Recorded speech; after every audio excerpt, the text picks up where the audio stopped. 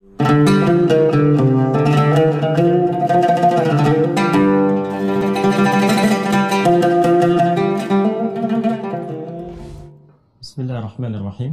Assalamualaikum warahmatullahi wabarakatuh. Alhamdulillahi wa kafa. Wassalatu wassalamu ala rasulillahil mustafa wa ala alihi wa sahbihi wa man wafa wa ba'd. Fa ya ahbaballahi wa ahbab rasulihi sallallahu alaihi wasallam, usi nafsi wa iyyakum bi taqwallahi faqad fazal muttaqun fala tamutunna illa wa antum muslimun. Faqala ta'ala: Ya ayyuhalladzina amanu taqullaha haqqa tuqatih wa la tamutunna illa wa antum muslimun. Saudara-saudariku, berjumpa kembali dalam Ta'lim Mira di pertemuan kali ini. Alhamdulillah, kita awali dengan bersyukur pada Allah Subhanahu wa taala. Kita masih diberikan kesempatan beraktivitas sesuai dengan ajal yang telah Allah tetapkan. Semoga seluruh aktivitas kita, baik yang telah, sedang atau akan kita lalui, diridhai dan diberkahi oleh Allah Subhanahu wa taala. Semoga seluruh saudara-saudari kita yang berkehidupan, beraktivitas sampai dengan detik ini, namun belum beriman, diberikan kekuatan dalam jiwa dan lisan mereka untuk mampu bersyahadat sebelum wafat dan kembali kepada Allah. Pun demikian, semoga para pelaku maksiat, dan boleh jadi kita termasuk di antara mereka, diberikan kekuatan, hidayah dalam jiwanya, untuk bisa bertaubat dan memperbaiki kualitas kehidupan lebih baik, dan semoga kita semua wafat dalam keadaan husnul khatimah, insyaallah.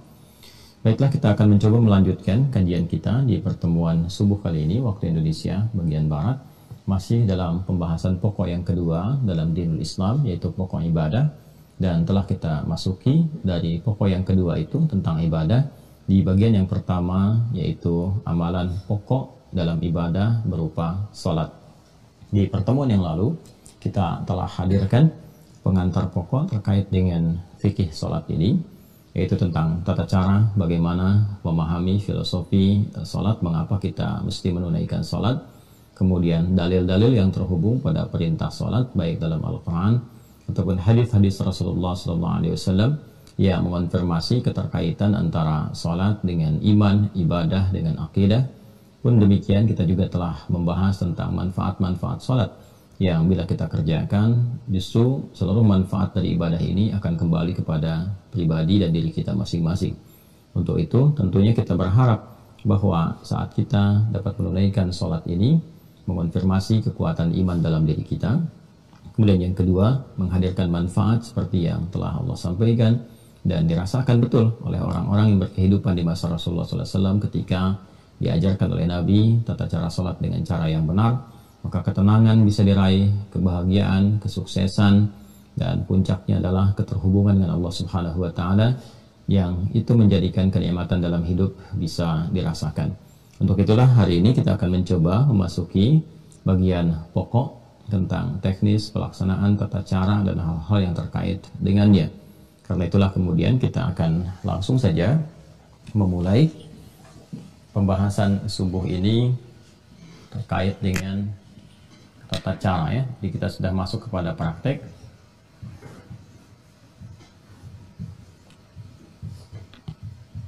Tata cara sholat.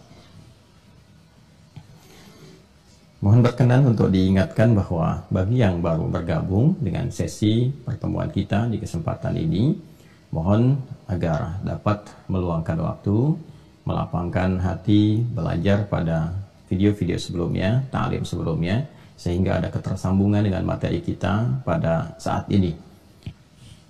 Tata cara sholat, ya.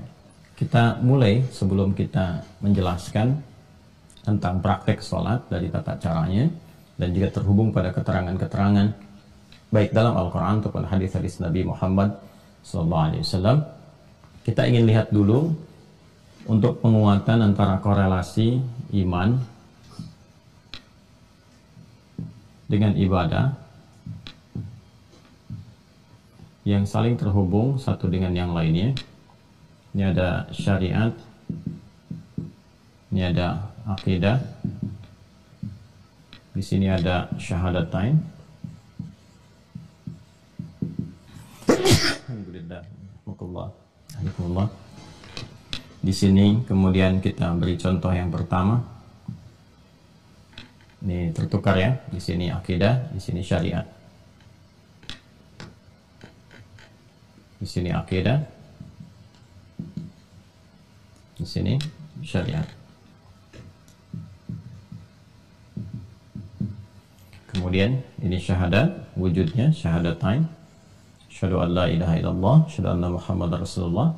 Kemudian di sini pembuktiannya, implementasi dari komitmen syahadatain yang pertama adalah ibadah salat. Jelas ya? Baik. Nah, kita akan masuk ke praktek ini. Sebelumnya kita turunkan dulu definisi para ulama tentang salat ini. Ya, kalau kita tuliskan dalam bahasa Arabnya kurang lebih seperti ini. Kita ambil yang umum saja. Ya, seperti ini ya. Nanti turunannya juga bisa demikian, seperti ini. Bisa ditulis begini. Ya. Bisa dalam bentuk jamak seperti ini. Sholawat. Jelas ya? Pelan-pelan. Ini bentuknya bisa begini. 1, 2, 3. Seperti ini ya. Kurang lebih demikian. Bila bentuknya seperti ini, yang pertama ini bentuknya tunggal. Ya, mufrad, singular. Sudah? Dan punya maknanya juga tunggal. 1. Maknanya 1, mufrad, ya. 1 kali gitu. Bila disebutkan yang seperti ini bentuk ini, alif, lam, shad, lam, waw, terus di atasnya waw ini dekat ke lam ini ada alif tegak begini, ya. Kemudian ta marbutah. Ini pun bentuknya secara bahasa bentuk tunggal, tapi memiliki makna yang mencakup juga jamak. Maknanya, secara makna bisa mencakup jamak. Pelan-pelan ya, ini supaya mengerti betul, supaya paham betul sebelum ke praktek. Diulang ya. Kalau bentuknya begini, alif, lam, shad, lam, alif, ta. Maka ini bentuk tunggal. Ya, jadi tulisan seperti ini, bentuknya tunggal. Dan mengandung maknanya pun tunggal, mufrad, singular, 1 kali. Kalau bentuknya begini, alif, lam, shad, lam, waw, kemudian ta marbutah, dan di sini antara lam dengan wawnya ada fathah tegak, ya. Ini bentuk ini tunggal juga bentuknya, ya, secara kata. Tapi maknanya bisa mengandung unsur jamak. Ya.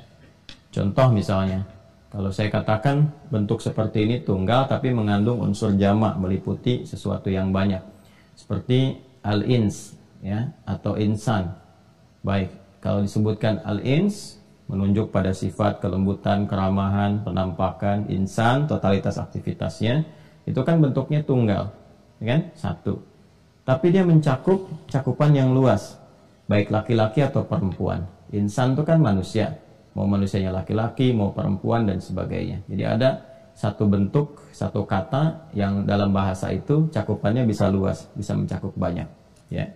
Jadi ini secara diksinya, tulisannya bentuknya tunggal. Ini yang pertama, maknanya juga tunggal. Ini bentuknya tunggal, tapi maknanya bisa jamak, bisa banyak. Ya, alam, ya, dalam bahasa Arab itu alam, al-alam. Ya, alam itu bentuknya tunggal. Ya, bentuknya tunggal secara kata, tapi maknanya jamak, mencakup apa saja, mau alam hewan, alam tumbuhan, alam manusia, alam jin dan seterusnya. Ya, kalau mau digabungkan dari keseluruhannya, dijamakkan jadi alamin. Kalau ini dijadikan bentuk jamak yang lafadznya jamak, nih, katanya jamak, lafadz. Lafadz itu kata ya. Lafadznya jamak dan maknanya juga jamak. Maka seperti ini bentuknya. Ya. Ini ya.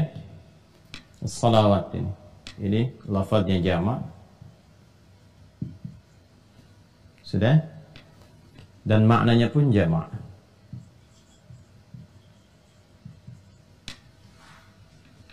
Jelas ya? Baik.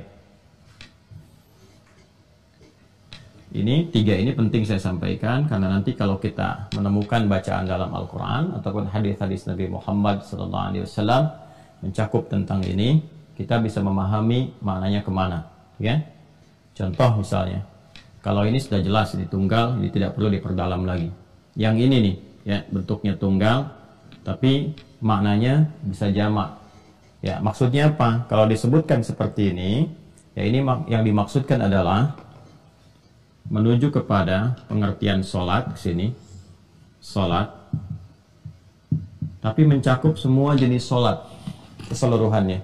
Jadi disebutkan dengan satu lafaz, tapi mencakup umum, bisa fardu, bisa sunnah dan sebagainya, dicakup keseluruhannya. Yang tercakup dalam definisi sholat, mau sifatnya wajib, ya hukumnya yang fardu, ataupun yang nawafil, nafilah yang berhukum sunnah, ini menggunakan bentuk yang seperti ini.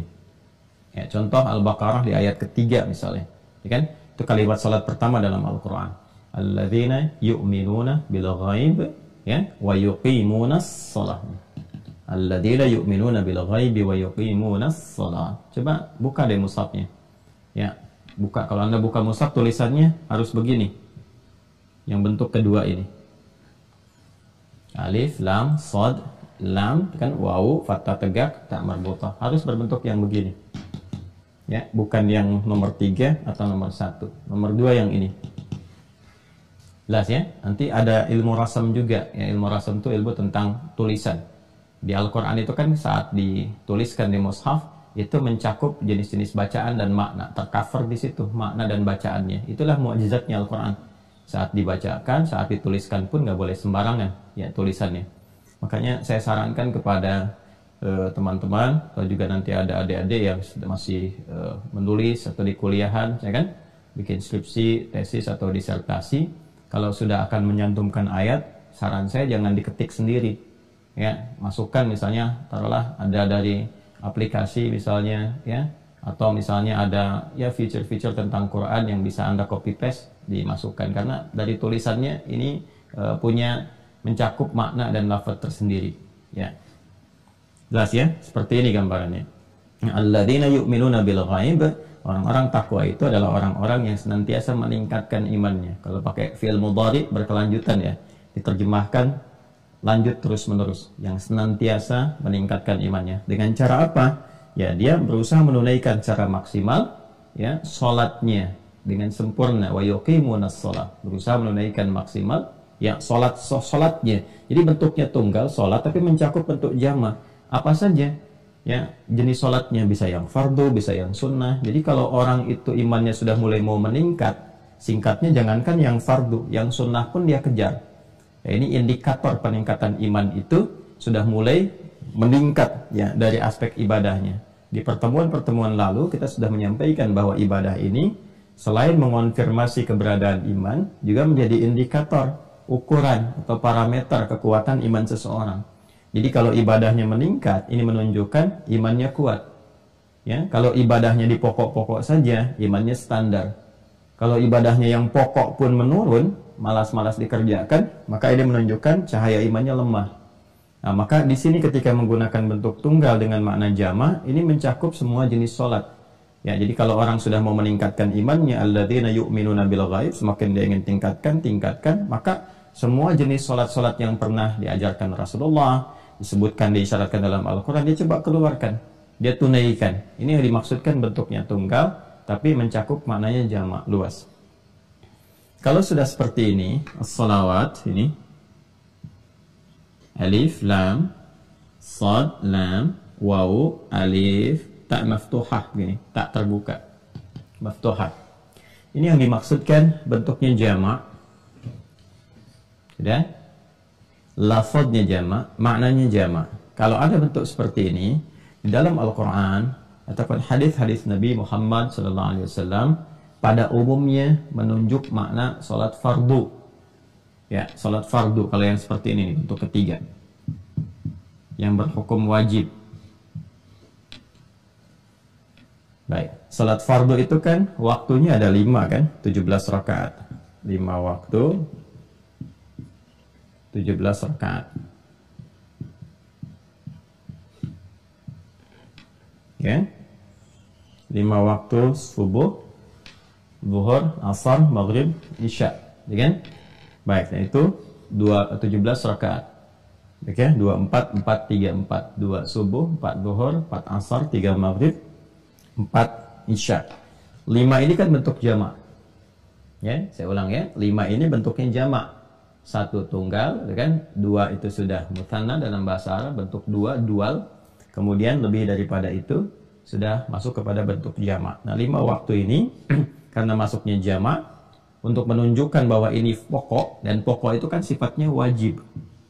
Kalau wajib itu sudah nggak boleh tinggal. Ya, sama sekali harus dikerjakan, nggak boleh tertinggal. Jangankan misalnya dari waktunya, dari rakaatnya pun harus sempurna. Betul, waktunya 5, cuman subuhnya 1 rakaat misalnya, ya keliru, ya kan? Tetap harus 5 waktu, 17 rakaat, harus sempurna keadaannya. Ya, karena sifatnya ini mengikat, fardu, pokok, wajib dilakukan, maka kata yang mewakilinya pun harus tegas sifatnya. Ya, nggak boleh bersifat umum. Nah, kalau ini kan masih umum nih. Yang ini nomor 2 masih umum, ya kan? Walaupun tunggal mencakup jamak, tapi masih luas. Kalau yang ini jelas tunggal saja, bahkan bisa bermakna secara kebahasaan berarti doa, gitu kan? Nah, kalau yang ini, kalau sudah ada as-salawat, ini sudah jelas penunjukannya, dilalahnya jelas menunjuk kepada yang pokok, yang fardu, dengan jumlah rakaat 17, dengan jumlah waktu ada 5. Contoh misalnya kita hadirkan Quran surah kedua Al-Baqarah ayat 238. Jelas ya? Paling kanan sebelah atas di pojok di mushaf. Ya, untuk mempercepat. Hafizu 'alas salawati. Bentuknya begini, harus begini. Harus nomor 3. Ya. Hafizu 'alas salawati was salatil wusta wa qumu lillahi qanitin. Ada ayatnya? Ya, hafizu. Begini ya. Hafizu 'ala. Nah. As-salawat. Nah, bentuknya harus bentuk ketiga. Ya. Perhatikan. Saya tidak mengetahui di terjemahan Anda yang saat ini pegang mushaf misalnya, atau ada aplikasi yang diinstalkan, ini diterjemahkan dengan apa.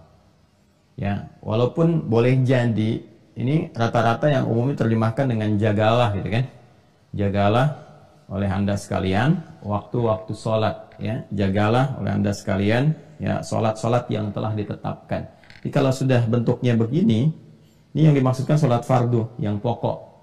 Ya, jadi jangan sampai tinggal nih, jangan sampai waktunya berkurang atau rakaatnya tidak tepat. Ini sudah sempurna ya, nggak usah kreatif. Jadi nggak usah mengurangi atau menambah. Jadi yang sempurna betul itu jangan dikurang, jangan ditambahi. Ya, dikurangi tidak sempurna, ditambah juga menjadi celah. Ingat ya, dikurangi itu tidak sempurna, ditambah menjadi celah. Jadi sudah 5 waktu 17 rakaat. Nah, ini yang pokok sifatnya yang fardu. Maka kalau sudah ditetapkan kata Allah, jaga. Nah, ini bentuk jaganya tuh menggunakan bentuk, kalau di ilmu saraf itu di tasrifnya dari wazan fa'ala yufa'ilu, hafadha yuhafidhu. Asalnya ini. Hafadha yuhafidhu. Ini.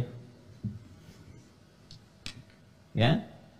Bukan menggunakan kata hafidha yahfadhu. Yang begini bentuknya, nggak ada alifnya. Sebentar ya, kita detilkan dulu supaya mengerti betul apa yang kita kaji. Kalau begini, nggak ada alif, hafidha, ini menjaga. Menjaga. Penjagaannya bisa dijaga secara fisikal, bisa dihafalkan. Dengan menghafal itu, menjaga itu supaya nggak lepas. Ya, orangnya disebut hafidh. Hafidh. Nah, orang-orang sekarang penghafal Quran disebut hafidh. Kenapa disebut hafidh? Karena dia menjaga Quran dalam dirinya supaya nggak keluar. Jaga dalam ingatannya, gitu kan? Ya, walaupun para ulama dulu menyebutnya dengan hamilul Quran, ya kan? Ya, kalau di Al-Quran malah disebut dengan zikr hafalannya. Ya, orangnya dzakir, ya, dzakirun Al-Quran. Kembali ke sini ya. Jadi ini kalau hafidha, menjaga. Kalau yang ini ada alifnya, hafadha, yuhafidhu, ya. Ini sudah ada alif, maknanya mufa'alah, bermakna saling. Saling. saling menjaga. Jadi kalau pakai yang ini nggak pakai alif, hafidho yahfadhu, kata perintahnya ihfadh. Yahfadhu jamaknya, ya. Hafidho yahfadhu, ihfadh. Ihfadh. Begini. Kalau ini hafidho, dari kata hafadha, ya ada alifnya. Kalau tambahan ada alif setelah huruf pertama, ini maknanya saling. Wazannya fa'ala yufa'ilu. Ya, kayak musafahah, dari kata safaha yusafihu. Ya, saling bersalaman, saling. Jadi kalau mau salaman itu jangan ya akhlaknya, adabnya. Ya kalau kita ingin sama-sama gitu kan menghadirkan ke lapangan, itu berdua menyampaikan seperti ini, saling menjawab. Jadi kalau satu sudah begini, jangan salah satu menyampaikan, satu nggak respon, atau harus dipaksa oleh salah satu, ya. Nah, yang normal itu saling. Makanya sofaha itu kan asalnya sesuatu yang lapang. Jadi kalau orang lapang itu salaman itu ya otomatis saja kedua-duanya saling bersalaman begini, ya. Tapi kalau salah satu ada yang belum lapang, biasanya satu begini, yang satu lambat, atau satu begini gitu ya. Nah, itu bukan disebut musafaha namanya. Karena sofaha itu asalnya sesuatu yang lapang hatinya. Ciri kelapangan hati itu ya bisa dilihat dalam bentuk perilakunya. Salah satunya akan merespon dengan cepat di antara satu dan keduanya. Itu gambarannya. Nah, ini hikmahnya apa menggunakan turunan dari kata hafadha dan kata perintahnya hafidhu, menunjuk makna saling, ya, untuk memberikan kesan bahwa saking pentingnya yang fardu ini, yang pokok ini, yang wajib ini, ya, dan diwajibkan oleh Allah untuk memaksa manusia, hamba-hambanya, mendapatkan rahmat Allah. Karena ada orang-orang yang belum paham gitu kan, bahwa sholat itu penting untuk kebahagiaan, sholat itu penting untuk kesehatan jiwa, fisik, dan akal. Sholat itu penting untuk ketenangan, gitu kan? Dan turunan-turunan lain yang telah kita bahas di pertemuan yang lalu. Sedangkan Allah itu kan maha pemilik rahmat yang sempurna, luas rahmatnya. Wasiat rahmatuh, ya, sangat luas rahmatnya, disebut dengan Rahman, ya, dinamakan dengan Rahim. Saking luasnya, itu Allah sampai memaksa. Kalau nggak sayang nggak akan dipaksa. Ya, jadi biarkan aja suruh milih. Tapi karena Allah sayang supaya hidup kita itu bahagia, hidup kita itu sukses, nyaman, ya kan? Bahkan diperdengarkan dalam pendengaran kita setiap hari, setiap berganti waktu di setiap hari, ya kan? Dari subuh masuk ke siang, perdengarkan lagi, ke sore perdengarkan lagi, maghrib sampai mau tidur diperdengarkan. Ya, hayya 'alas shalah, salat, hayya 'alal falah, ya kan? Bukan buat beban, bukan untuk jadi beban, supaya kamu bahagia, sukses. Sebab ini hukum kehidupan begini, sunatullahnya begini, dari dunia sampai kamu ke alam kubur sampai ke akhirat. Sudah ada sistemnya, Allah yang maha tahu, ya kan?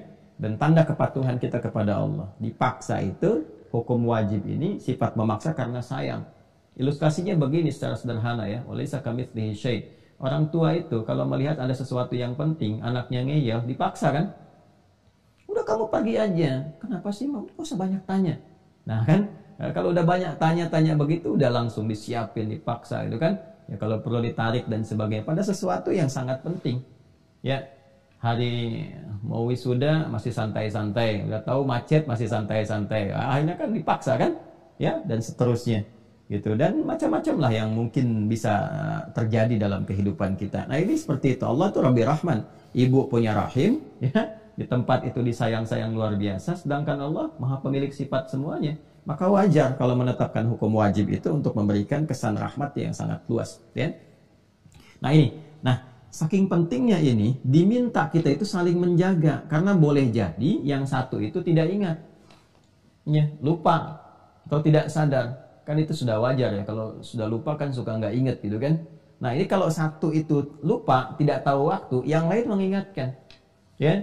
Makanya sifat saling itu diikat erat sampai dengan adzan. Adzan itu kan satu-satunya sekarang, itu kan panggilan di muka bumi ini yang tidak pernah berhenti 24 jam. Kalau mau jujur diurutkan semuka bumi, silahkan cek. Ya, dan itulah hikmahnya menjadikan setiap waktu itu kan punya perbedaan-perbedaan waktu. Ya, coba kita lihat di Indonesia aja. Jangan skup Indonesianya lah, skup provinsinya aja. Ya, dari Sabang sampai Merauke. Saya misalnya sekarang di Jawa Barat misalnya saat ini. Ya, coba bisa dilihat di Bekasi dengan di Bandung, ya, atau nanti ke Bogor, ke Depok dan sebagainya, itu bisa ada perbedaan waktu, baik dari detik sampai ke menit. Jadi menariknya satu tempat pun sini adzan, selesai, tempat ini adzan, terus adzan. Kalau kita lihat tuh 24 jam nggak berhenti itu. Ya, untuk menunjukkan kesan bahwa Ya, hidup manusia itu harus bahagia, harus sukses, jangan lupa harus tenang dan sebagainya. Kuncinya ini. Ya, kadang-kadang memang ada yang aneh dalam kehidupan tuh. Minta diberikan jalan, tapi jalannya nggak ditempuh. Ya, diberikan jalan sholat malah pilih jalan ninja. Ini jalan ninjaku, bukan. Jalan sholatmu itu yang harus diambil. Itu kebahagiaanmu itu ada di situ gitu. Suksesnya ada di situ. Kenapa harus cari yang lain? Ya kan? Ya, jadi ini gambarannya ya. Ya, jadi disinilah penting kemudian ini diterjemahkan dalam bentuk perilaku. Karena itu wajar kalau dalam kehidupan, awas ya, karena ini fitrah, ini sudah firman Allah. Kalau sudah firman melekat jadi fitrah. Ya, karena itu wajar kalau tiba-tiba kemudian ya ayah ibu bisa mengingatkan anak, nah sudah adzan, oh iya mah, karena ini sifatnya sudah melekat, ya kan? Atau anak bisa mengingatkan orang tua atau bahkan teman. Atau yang paling dahsyat, yang belum beriman, teman Anda, ya jalan dengan Anda adzan itu bisa mengingatkan. Sudah adzan dulu, apa kamu nggak sholat dulu tuh? Ya, nah, itu bersyukurlah, alhamdulillah kan artinya ada satu pancaran yang sampai kepada jiwa dia, tinggal Anda sebagai temannya, bagaimana mendoakan dia, bermohon kepada Allah dalam setiap sujud Anda di malam hari, menyontohkan nilai keislaman yang baik kan, nah, sehingga dia berkesempatan mendapatkan hidayah Allah Subhanahu Wa Taala untuk bersyahadat. Nah ini ya sifatnya saling. Nah ini kalau kita bawa ke dalam kehidupan berkeluarga atau kehidupan sosial misalnya, ada dipraktekkan. Saling itu kan wasilahnya banyak. Bisa dengan lisan mengingatkan bagi yang tahu kan, atau nanti dibuatkan jadwal-jadwal sholat, tempel tuh. Ya kalau perlu ditempelkan di dinding misalnya, di kamar, di meja makan, nggak apa-apa, ditempelkan aja waktu-waktu sholat itu. Ya supaya diketahui. Ya kalau mau ditempelkannya dengan kreativitas deh. Ya waktu sholat, waktunya kamu bahagia. Ya engkau mencari kebahagiaan, ini waktunya. Engkau mencari kesuksesan, ini jalannya. Ya dan seterusnya. Jadi kita tuh paham begitu melihat waktu sholat, nah ini waktu bahagia saya nih. Ya waktu curhat saya, waktu sukses saya. Ini jadi cara-cara seperti itu memberikan ibadah itu ternikmati, memberikan kesan ternikmati. Nanti dengan pembelajaran kehusyuan bisa hadir. Bagaimana caranya kita nikmat ibadah ya, dan khusyuk dalam menjalaninya. Nikmat, senang, nyaman dengan memahami hikmah di balik itu. Kemudian juga khusyuk dilahirkan dari pemahaman ya tentang tata cara pelaksanaannya. Sudah paham ya? Kalau sudah mengerti ini semua, baru nanti sebelum masuk ke praktek kita jelaskan dulu ya maknanya, definisinya, artinya. Dari definisi itu baru diketahui praktek. Jelas ya? Baik, kalau kita ingin turunkan definisi, maka kita gunakan dulu dari kata yang paling awal ke sini, ya. Salat. Tuliskan dulu ke sini. Salat secara bahasa, secara etimologi. Nah di Islam itu, masya Allah ya, tradisi keilmuannya itu luar biasa gitu. Jadi semua hal yang akan dikaji itu selalu diawali dengan definisi dulu untuk membatasi ruang pembahasan ya, supaya tercakup apa yang akan dibahas dan mengeluarkan yang tidak penting, yang tidak perlu dibahas ya kan? Dan esensi-esensi pembahasan itu terkumpul dengan sempurna dan memberikan kesan penguat yang dimaksud, yang mau dibahas itu dalam aspek ini ya, bukan aspek-aspek yang lain, sehingga disebut ta'rif itu al-jami' wal mani' ya. Al-jami' wal mani, yang mencakup dan melarang, mencakup semua yang akan dibahas, melarang yang tidak terkait supaya masuk ke dalamnya ya. Ini gambarannya. Jadi secara bahasa dulu, kalau bahasa nanti ini memiliki keumuman makna, mau ditarik kemanapun ya itu bisa memungkinkan. Secara bahasa kata sholat ini itu punya makna yang serupa dengan doa, doa ya, berarti doa. Anda kalau mau buka kitab fikih manapun yang menerangkan tentang sholat dengan pendekatan mau dari jalur mazhab manapun, yang populer misalnya kan yang 4 itu, mau Hanafi, Maliki, Syafi'i ataupun Hambali rahimahumullahu jami'an, itu definisinya nggak ada yang beda ya. Secara bahasa diartikan apa? Doa ya. Disebut dengan demikian karena memang isi sholat itu seluruhnya doa, umumnya doa, permohonan kita kepada Allah Subhanahu wa ta'ala. Inna salataka sakanul lahum ya. Dan doakanlah mereka Muhammad SAW, sungguh doamu atau salatmu atau doamu itu ya, itu akan menenteramkan bagi mereka. Nah, perhatikan baik-baik. Selalu ada pertanyaan begini. Awas ya. Nah, ini detailnya. Jadi di bahasa Arab itu ada detil. Kalau kita ngaji di ilmu bahasa ada detil. Kalau sholat itu sama dengan doa, kenapa nggak disebut doa aja? Jelas ya?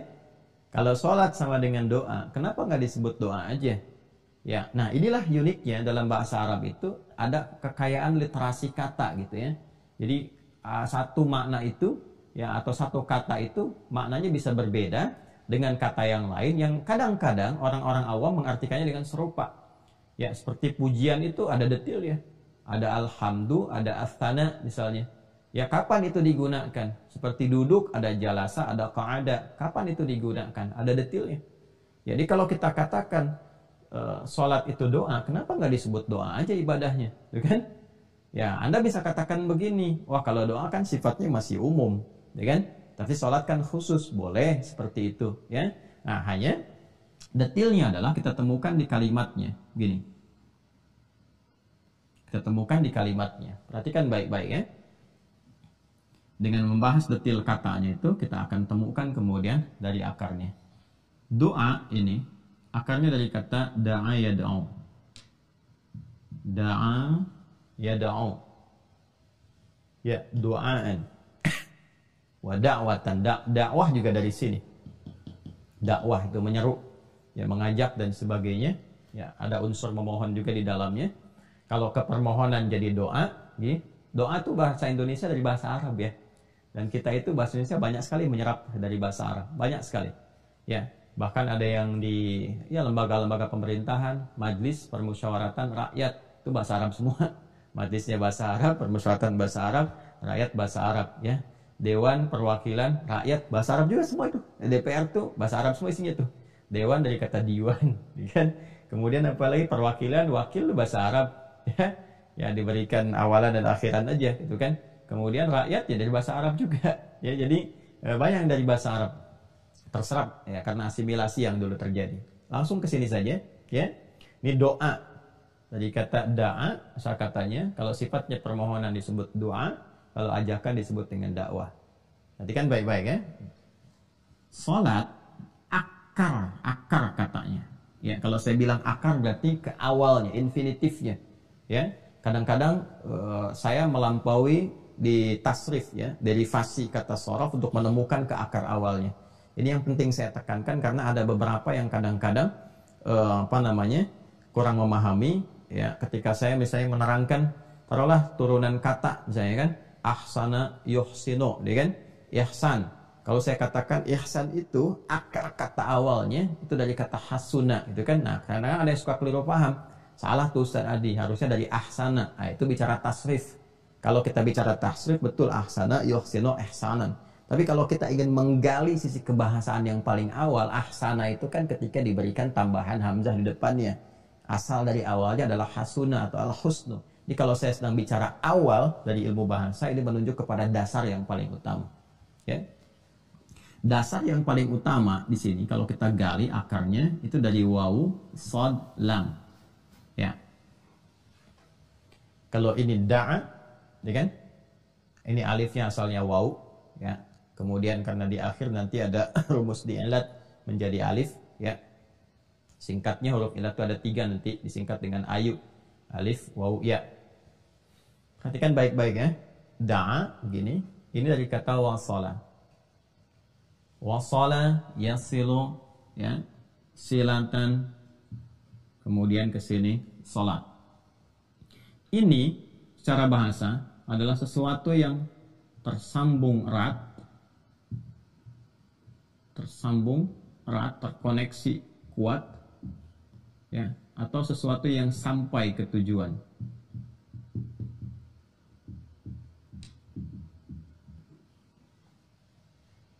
Pelan-pelan ya. Kita masih bahas pengertian bahasa nih. Wasala itu dasarnya sesuatu yang tersambung erat atau sampai ke tujuan. Ya kan? Makanya ada dari sini kata wusul. Wusul itu sampai.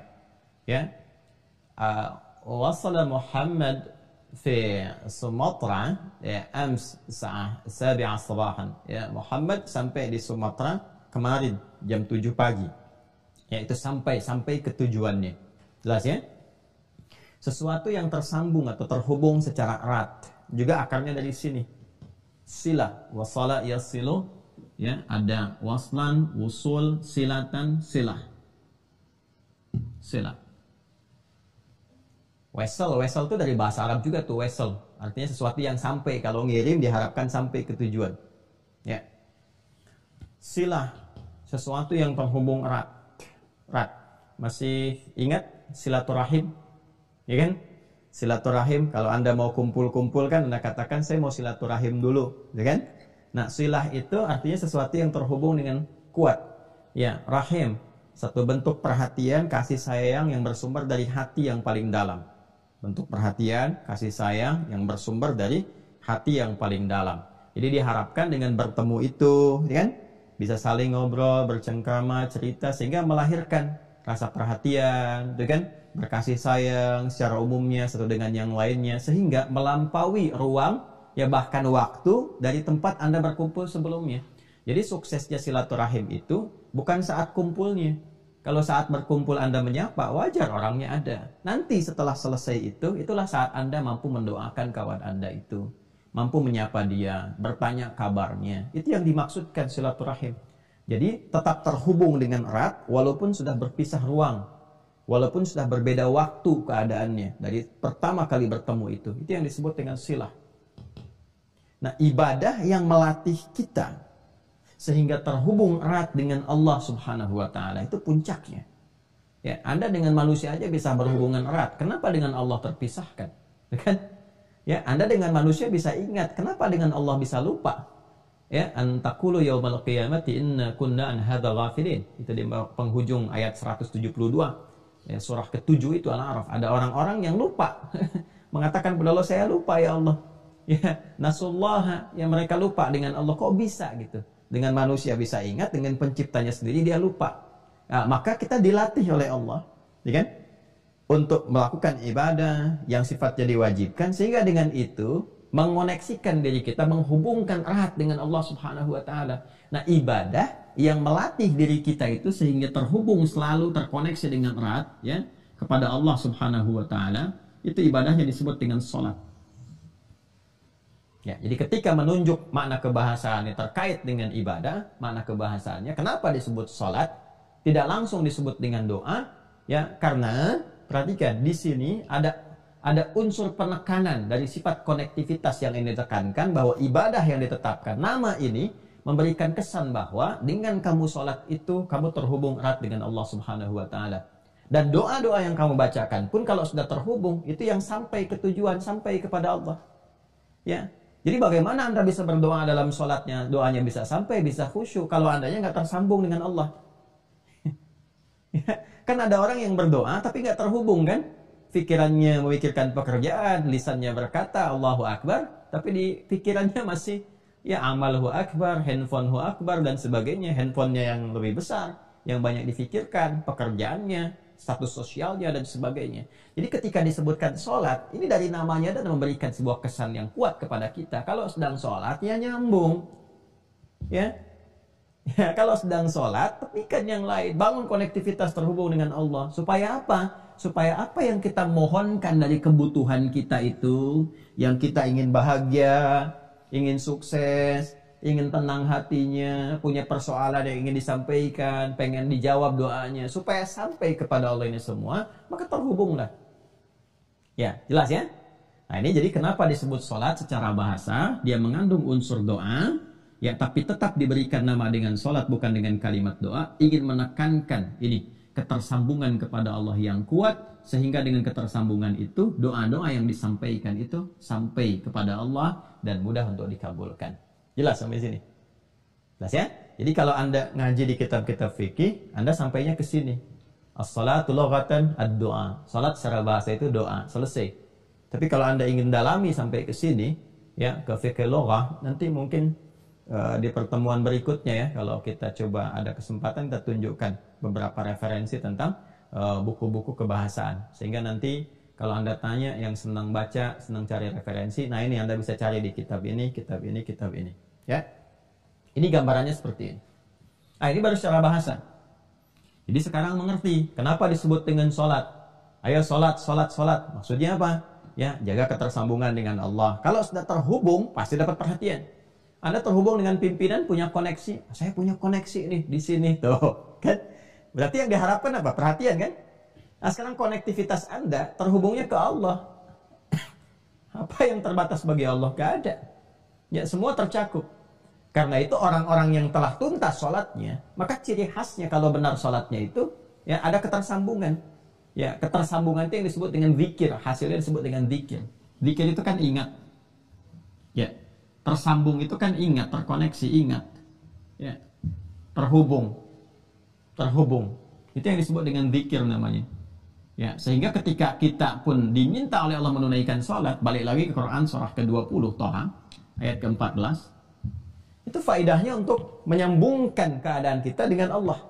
Ya, lihat kalimatnya, innani anallah, sungguh akulah Allah. Aku tegaskan kata Allah, akulah Allah, la ilaha illa ana. Allah menegaskan gak ada Tuhan yang layak dipertuhankan dan disembah kecuali aku, kata Allah. Fa'budni, maka sembah aku, buktikan keyakinanmu dengan menyembahku. Gimana caranya ya Allah? Wa aqimis shalah. Tunaikan lewat salat. Salat disebut salat. Ya, apa yang menjadikan saya mendapat manfaat dari salat itu ya Allah? Hikmahnya apa? Kenapa disebut salat? Lidzikri. Lidzikri itu kalimatnya. Supaya ketika kalian menunaikan salat itu terkoneksi denganku, ingat kepadaku. Ini. Karena itu orang yang telah tuntas salat, telah selesai salatnya, telah dia kerjakan, itu keberhasilannya diukur dengan kadar zikirnya. Ingat nggak kepada Allah? Ya, buka Quran surah ke-4 An-Nisa ayat 103.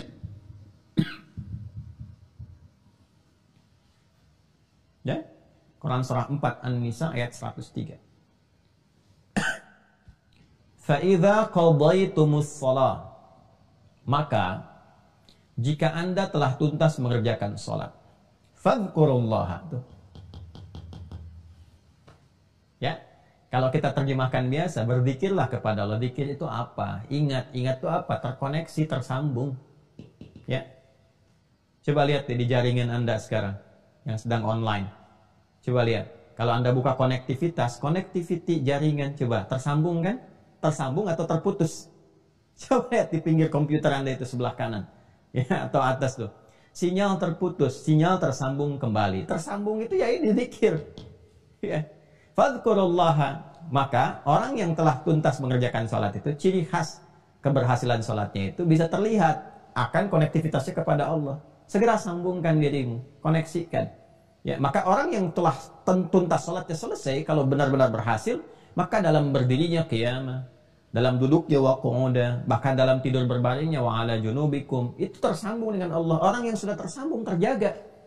Ya, dia ingat Allah. Kalau sudah ingat Allah kan dia berdiri mau jalan, nggak mungkin melakukan tindakan yang tidak disukai Allah, karena saat dia akan bertindak dia ingat Allah. Mau bicara nggak mungkin kotor. Kenapa? Sebab ketika akan bicara ingat Allah nggak suka dengan kata-kata kotor. Ya, nggak mungkin ini hari Jumat nih, nggak mungkin pulang dari Jumat tertukar sandal, mustahil. Kenapa? Saat akan melangkah itu ingat. Jadi begitu akan pakai nggak mungkin tertukar, ingat. Ada yang melihat, ada yang mengawasi dan sebagainya. Itu konektivitas. Nah, orang-orang yang terus tersambung seperti ini, ya tersambung dengan kuat, maka apapun yang dia mintakan kepada Allah, itu akan terkabul dengan cepat. Ya, Anda saja kalau punya koneksi, punya ketersambungan dengan siapapun dalam kehidupan manusia itu, mudah kan mengaksesnya? Ya, Pak, saya mau ke sana, Pak. Bisa nggak disiapkan begini? Oh, biar Pak, siap. Bisa. Ya, insya Allah. Itu selesai. Sekarang apa yang mustahil bagi Allah? Minta, dikabulkan. Ada orang-orang yang saking kuatnya konektivitasnya kepada Allah, belum minta, sudah dikabul. Karena Allah Maha mengetahui apa yang dirasakan hamba itu, dan menjadi bagian kebutuhannya. Ya, kebutuhan hamba. Ini gambarannya. Nanti kalau sudah masuk ke bagian fase yang agak akhir-akhir, kita akan bahas. Nah, kenapa setelah sholat nanti ada zikir? Itu salah satu hikmahnya. Untuk menguatkan koneksi. Karena ada orang yang saat sholatnya belum terkoneksi kepada Allah. Ya, rukunnya benar. Ya, secara praktikal, tapi hatinya kurang khusyuk. Itulah sebabnya kenapa setelah sholat zikirnya ditambah untuk menguatkan konektivitas itu supaya betul-betul nyambung. Nah, ini saya ingin menjelaskan dari sisi kebahasaan dulu sehingga paham. Jadi kalau menemukan kata sholat di Al-Quran, di hadis, bahkan di kitab-kitab fikih, kita mengerti, ya, jelas ya. Dan manfaatnya selalu kaitkan ke sini. Di Islam tuh nggak ada yang tidak terkorelasi. Jadi selalu apa yang dikerjakan punya hikmah, punya makna, dan punya manfaat.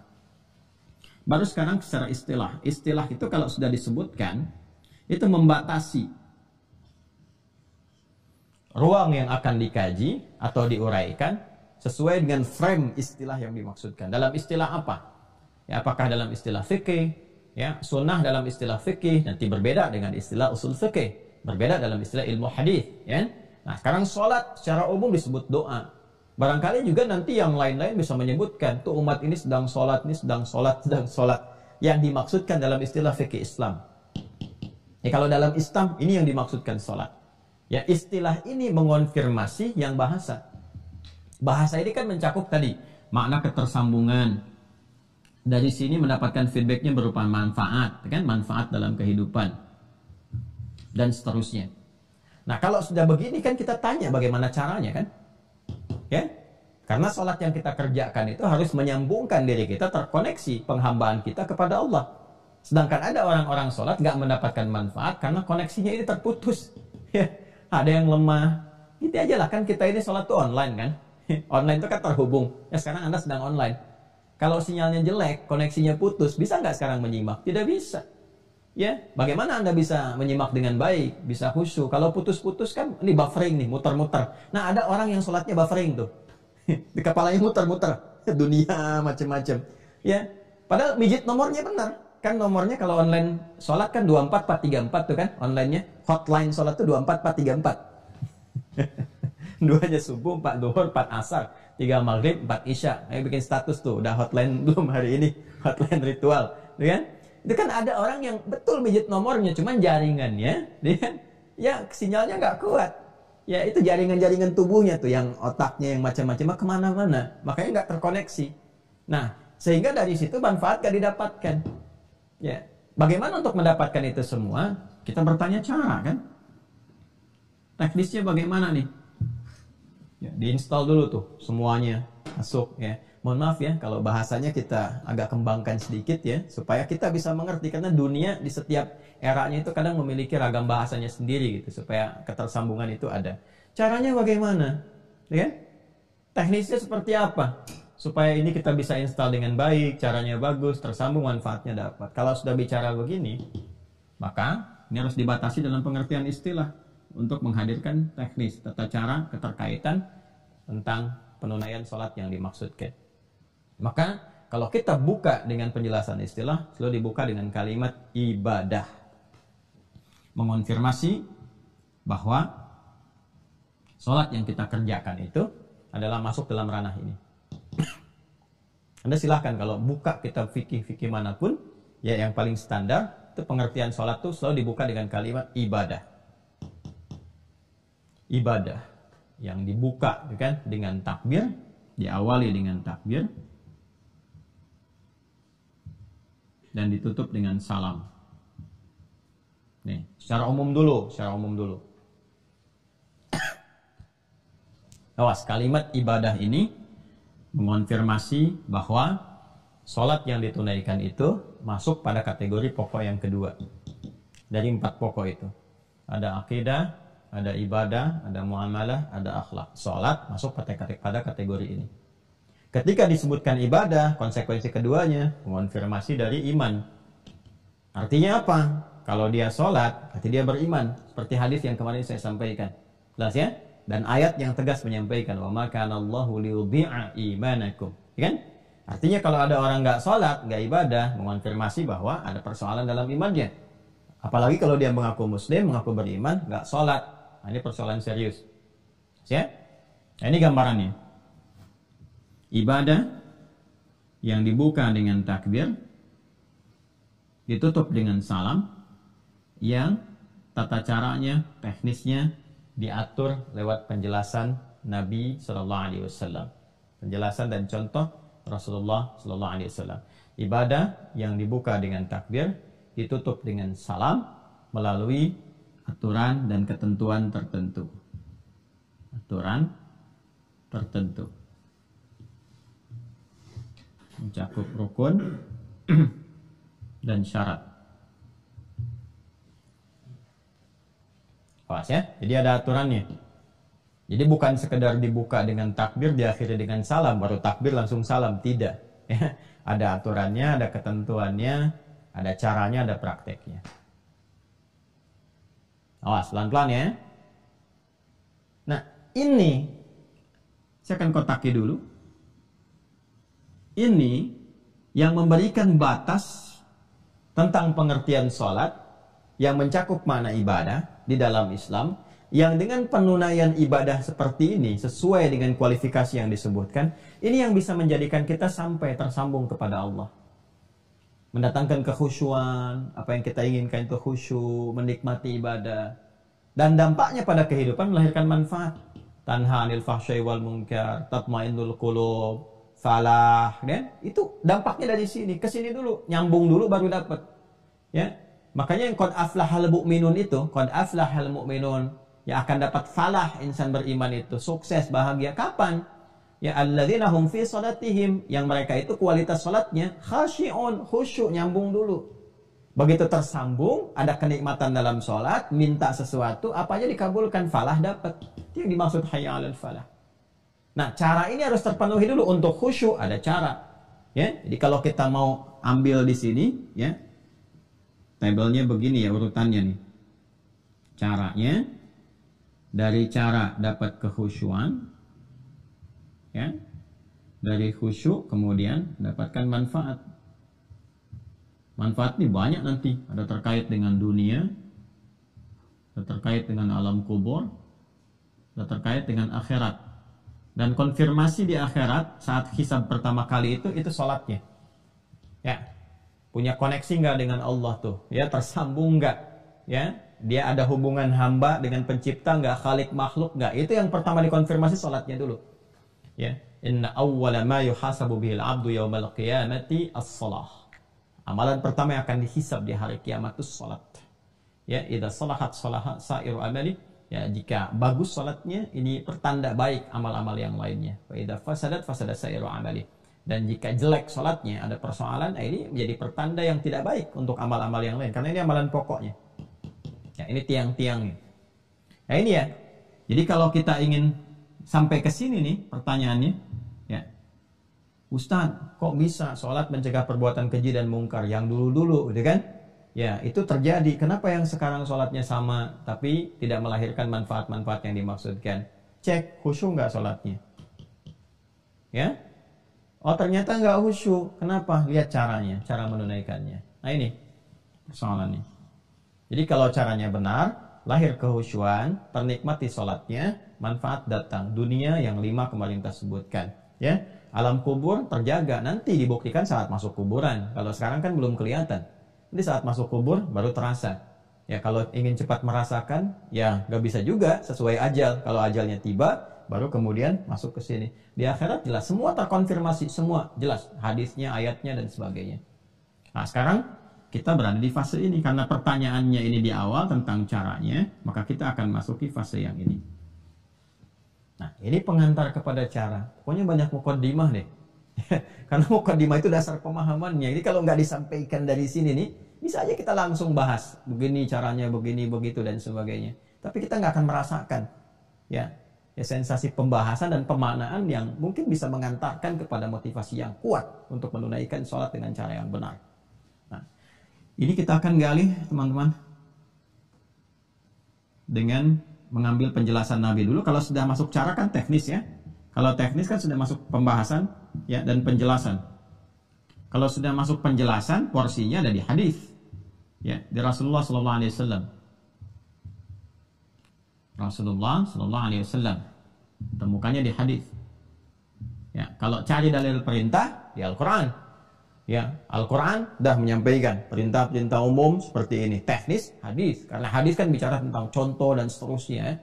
Ya, kalau semua dijelaskan di Quran, betapa tebal Qurannya itu. Karena semua detail ada di situ. Tidak. Itulah indahnya Islam. Yang terkait dengan praktikal bisa dilihat, ada kemudahan. Ya, tapi hal-hal umum yang secara prinsip mesti ada, langsung firman turun. Supaya nggak beda antara lafaz dengan makna.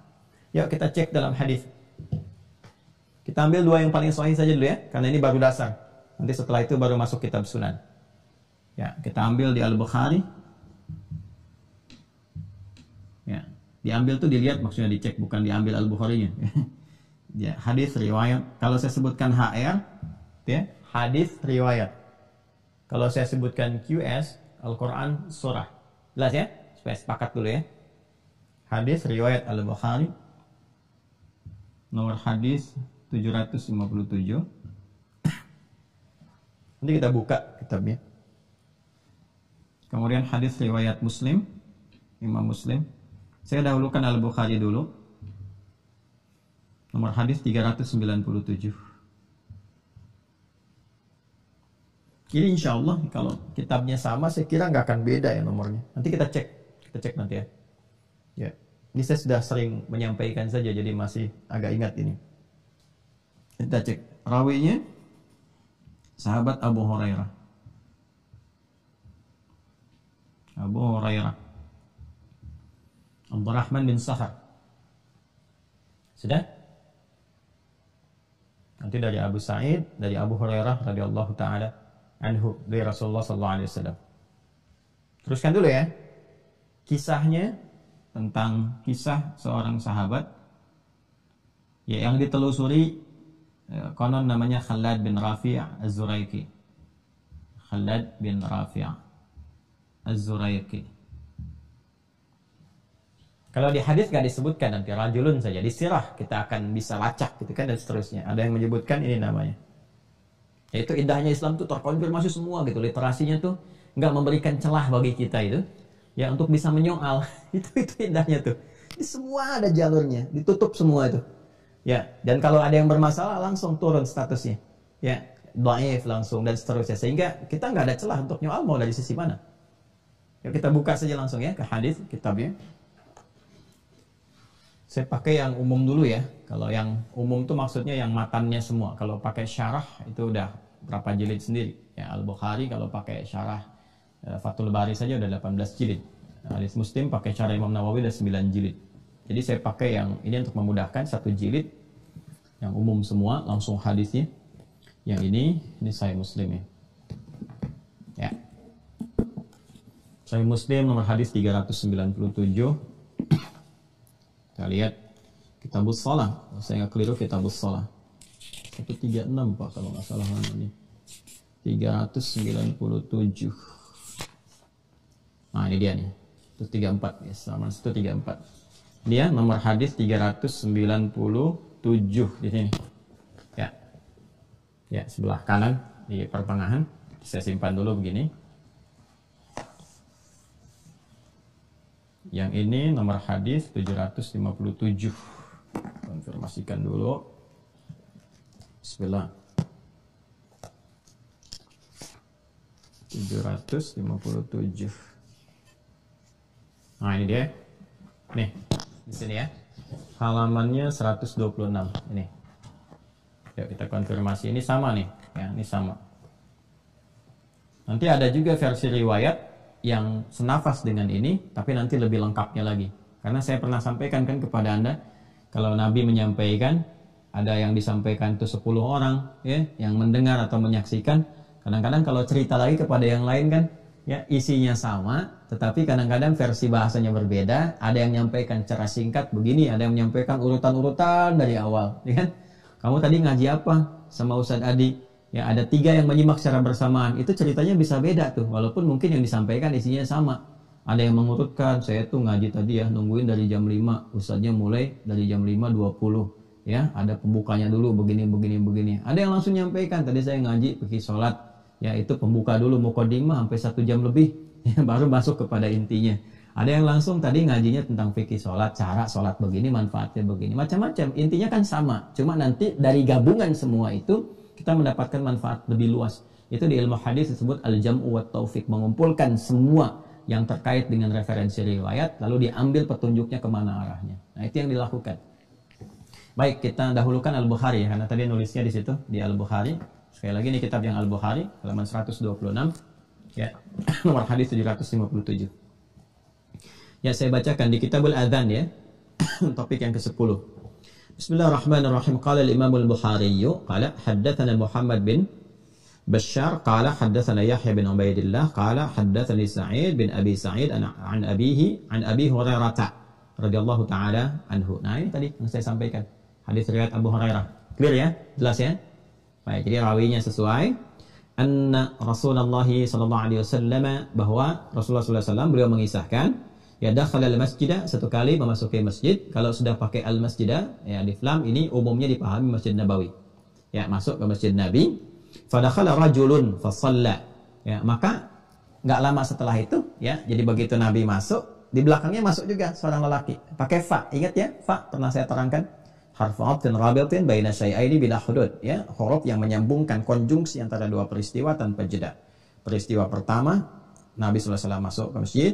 Peristiwa kedua, seorang lelaki sahabat juga masuk ke masjid, ya. Ini di awal-awal, ya, di awal-awal di masa-masa keislaman, artinya masa-masa sholat diajarkan. Kan sholat itu diturunkan perintahnya setahun sebelum hijrah, kan, ke Yathrib, kelak jadi Al-Madinah Al-Munawwarah. Ini di awal-awal masa Islam.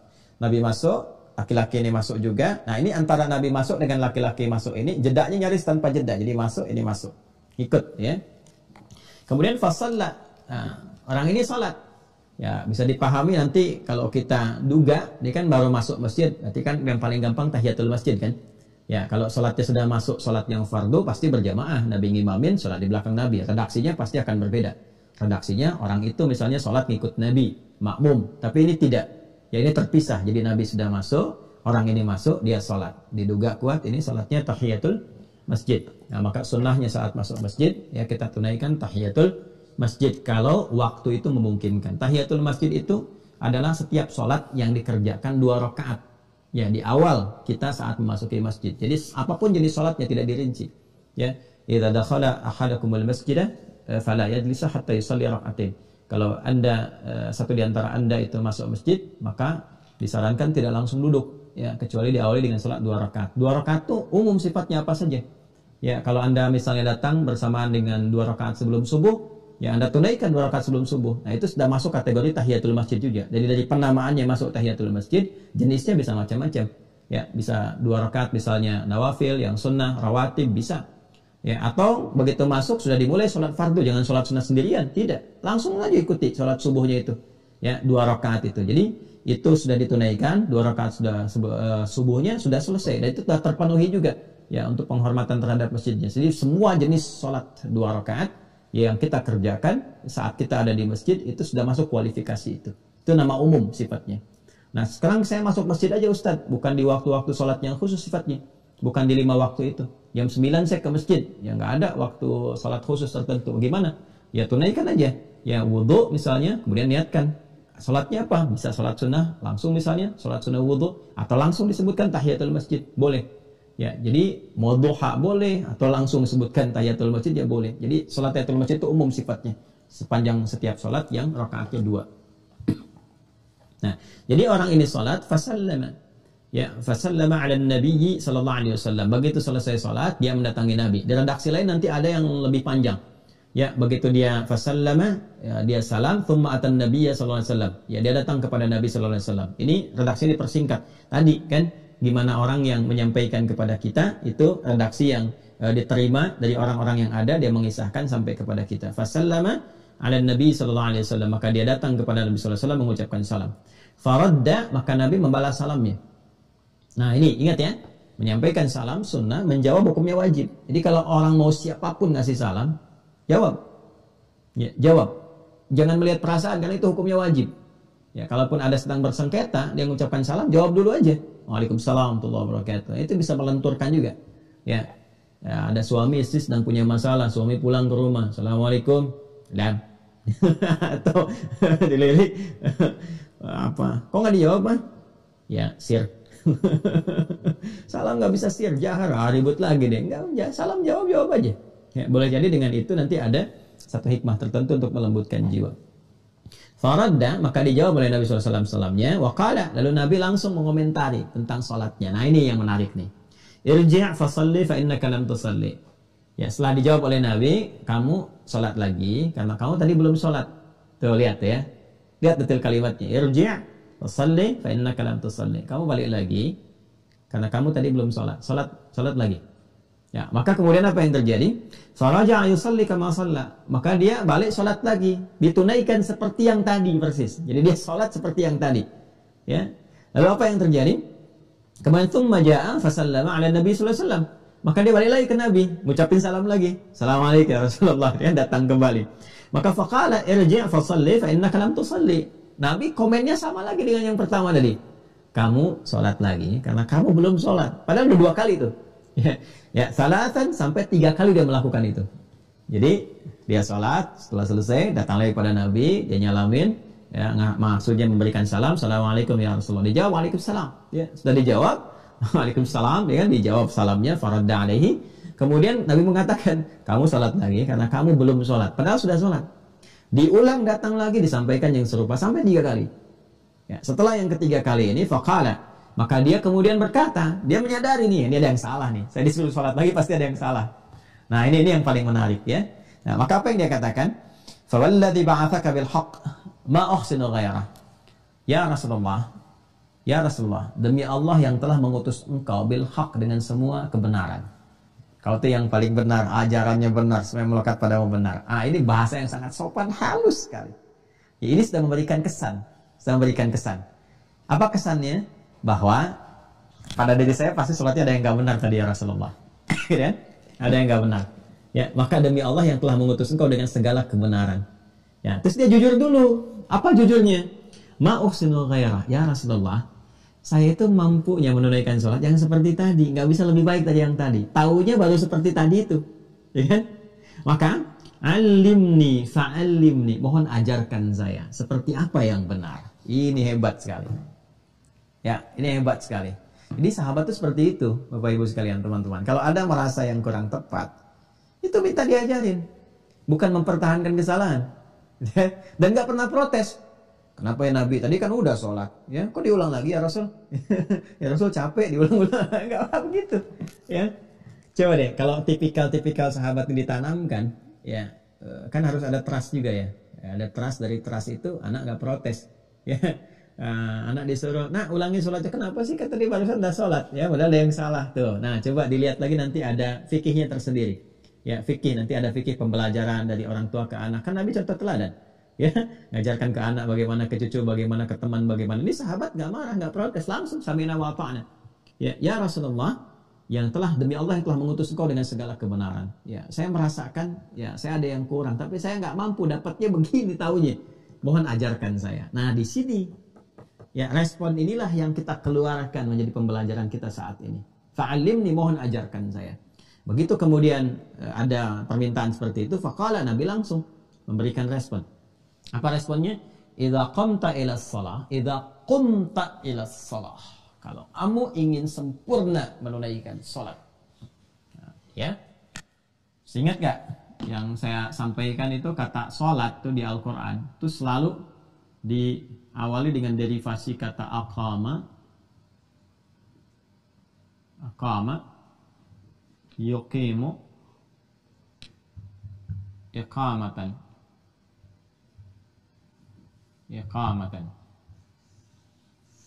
Atau nanti praktikalnya bisa ke kata dasar asalnya, qama yaqumu.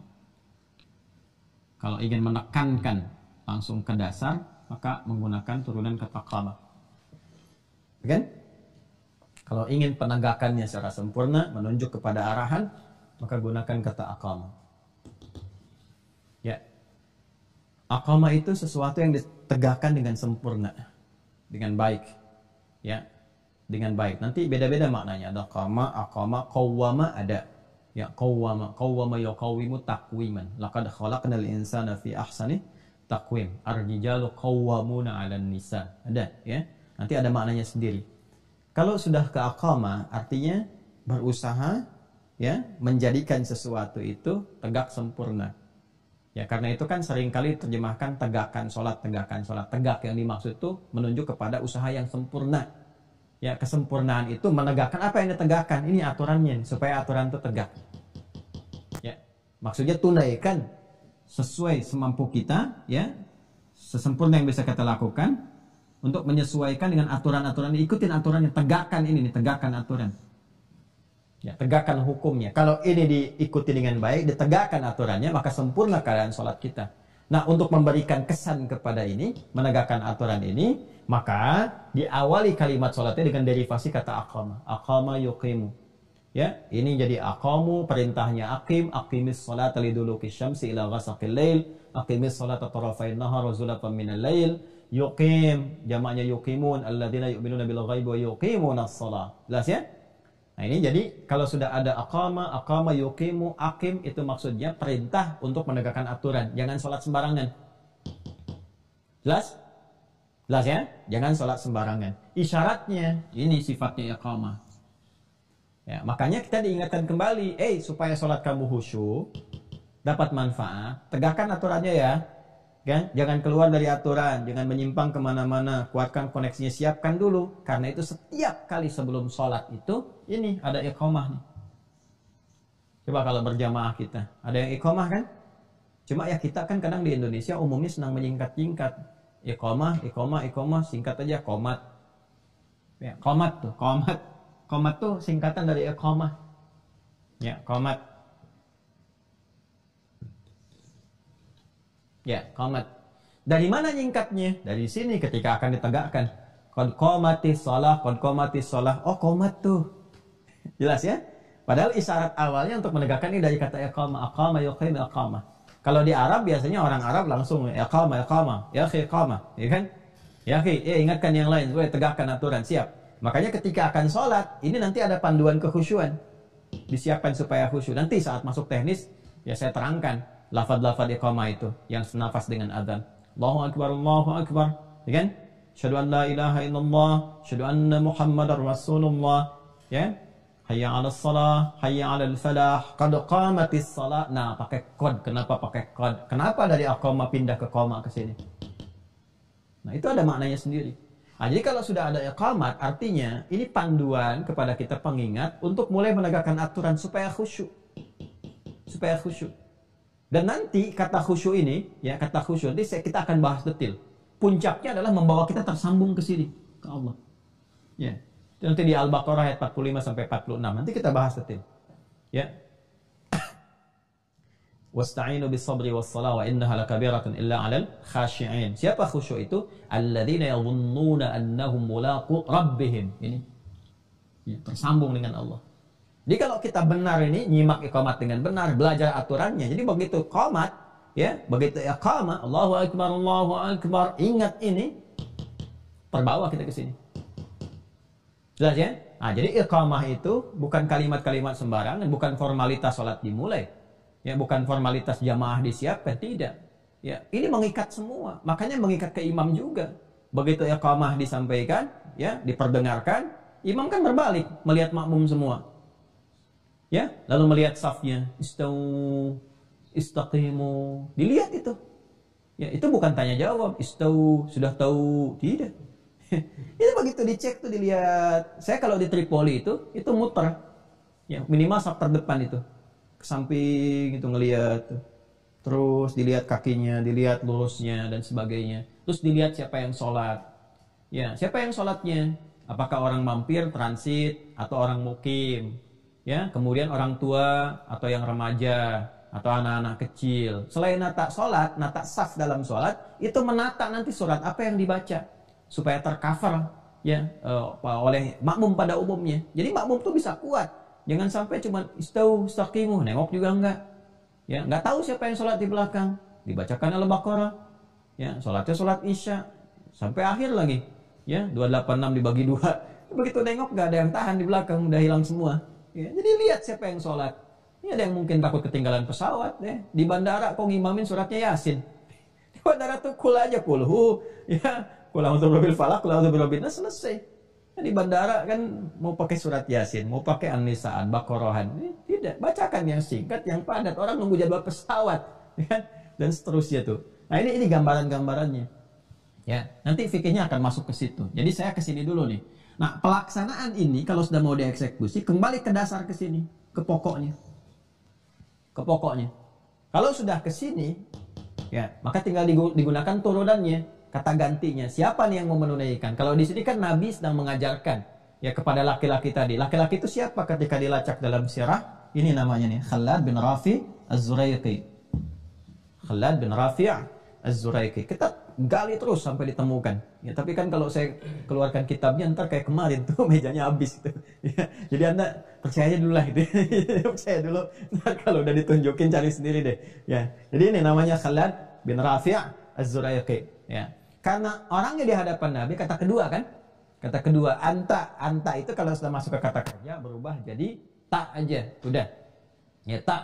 Ya, kalau jadi objek untuk berdiskusi, ya kan? Kata kerja kedua, ya. Tinggal an-nya buang, tinggal taknya. Jadi di sini qama, ya, qama ke sini tambah anta, ya. An-nya buang, tinggal taknya. Cepatnya begitu. Kalau mau disambungkan, ini alif buang nih. Ini asalnya waw sebetulnya. Ya. Jadi tinggal ini kalau mau nyambung ke sini ini buang yang keduanya. Jadi kaf, mim. Nah, ini kan sudah dibuang, an-nya tinggal taknya begini. Taknya tetap begini. Ya. Sudah? Jelas ya? Nah, ini kan tadinya berharokat semua kan? Qama kan? Karena ini sudah dibuang, harus ada penyesuaian untuk menunjukkan bahwa ini nyambung.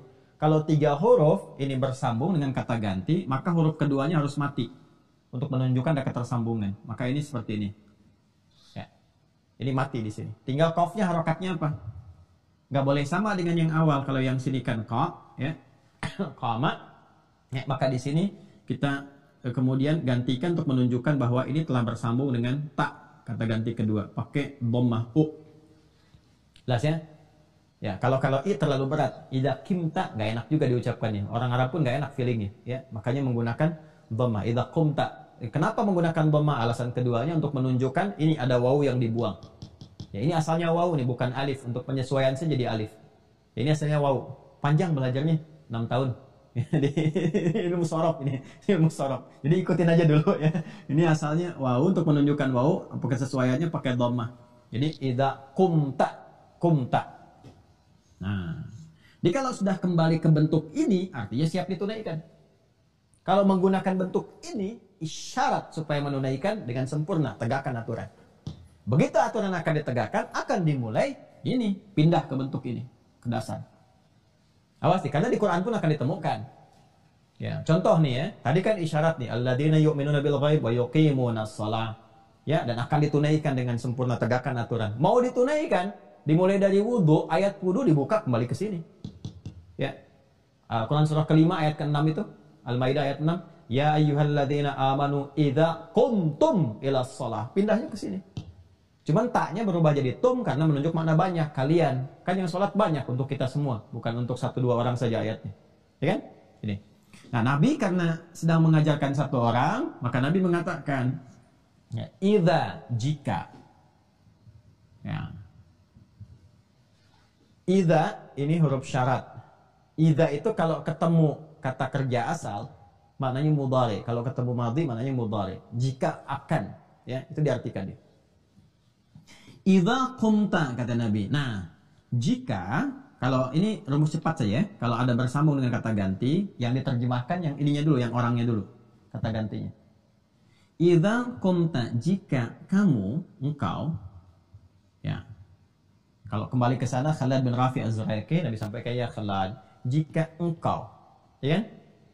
Qumta, ingin menunaikan sholat dengan sempurna, sesuai dengan aturannya. Nah, idza qumta ilas shalah, jika kamu ingin menegakkan, mulai ini ya, ingin mulai melakukan salat dengan sempurna sesuai dengan aturannya, maka lakukan sebagai berikut. Jelas ya? Nah, ini. Jadi ini yang saya tunjukkan kalau menemukan kata ini di Al-Qur'an, tadi hadis, atau yang ini, itu perbedaannya demikian. Maaf ya, sabar ya kalau agak detail dijelaskan supaya betul-betul paham mengakar.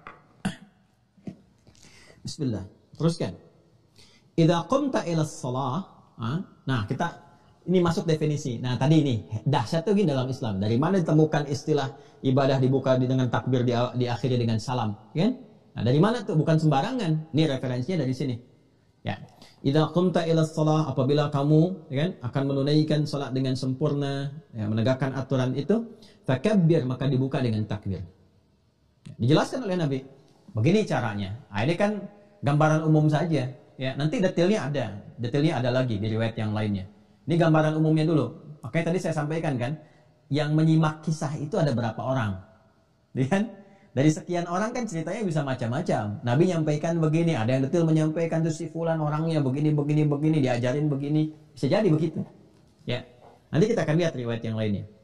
Fakabbir, maka dibuka dengan takbir. Ya, thumma qra' ma tayassara ma'ak minal Qur'an.